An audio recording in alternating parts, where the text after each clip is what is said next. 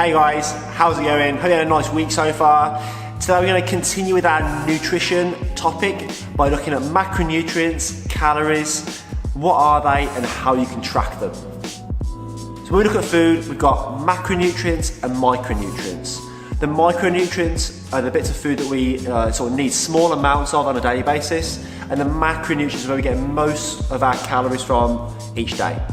Macronutrients are protein, carbohydrates and fats. So looking back to week one, when we gave you the sort of basic guidelines of eat meats and vegetables, nuts and seeds, some fruit, little starch, no sugar, we can look at these as macronutrients. So macronutrients are those, the proteins, the meats, the fishes, eggs, that kind of stuff. Then we've got carbohydrates, fruits and vegetables and some starch. The fats are those nuts and seeds and the oils, avocados, olives, those kind of foods. Now, quantities of these foods are going to vary from person to person and whatever type of goal that person's got.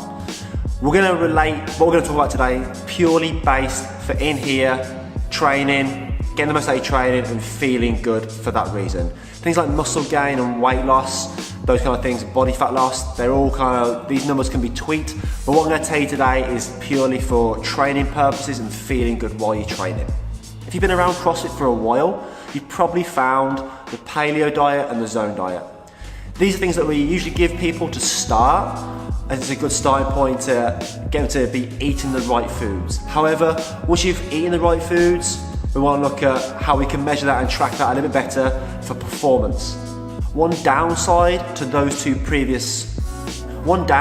we do find to the zone and the paleo diet is that it's fairly low calorie.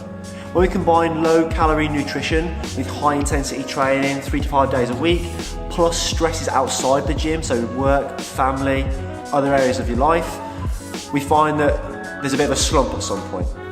Tracking your macronutrients or tracking your calories is quite a nice way to see if you're getting enough good food on a daily basis to support your training. The next part we're going to look at is how much of protein, carbs and fats should you be consuming on a day-to-day basis consistently to get the most out of your training here. For protein, we're going to be looking at between 1.2 grams to 2 grams of protein per kilogram of body weight.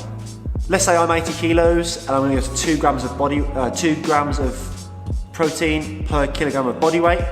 That would mean that I'd need to be consuming 160 grams of protein per day. The reason we need this amount of protein per day is to preserve and stimulate muscle growth, but also to aid recovery. When we're looking at fats, we've got 0.5 to 1.5 grams of fat per kilogram of body weight. The reason we want to have good fats in the body, 1, it regulates hormone production. 2, we need a bit of a healthy body fat anyway. We don't want to go too low, but we don't want anything too high, so we need a little bit of healthy body fat. But it also helps absorb the micronutrients into the body. When we look at carbohydrate, this is where people start to fall down. We're trying to aim for between 3 and 5 grams per kilogram of body weight. So if I'm 80 kilos, I'm going to times that by 3 to 5. That would be my carbohydrate allowance. This might seem fairly high.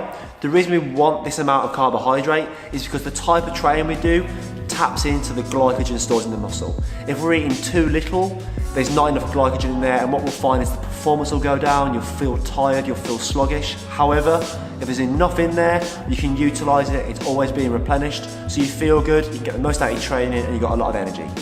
So let's look at now the calories per macronutrient.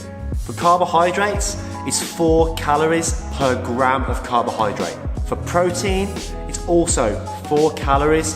For fats, it's 9 calories. Using these numbers, you can then work out how many calories you're taking in on a daily basis. Now, one way you can track this is using your phone and an app called MyFitnessPal. Some of you may have used it, some of you may have not. It's a really simple way of tracking your food on a day-to-day basis, meal by meal. What I would say with this one is don't start big, just start small. Just track one meal, track a breakfast. Put your breakfast in, see how you go with it, see what you're taking in. Do that for 1 week. If you feel like you're getting into the habit of doing that, for the next week you add in breakfast as well as lunch, or breakfast and a snack.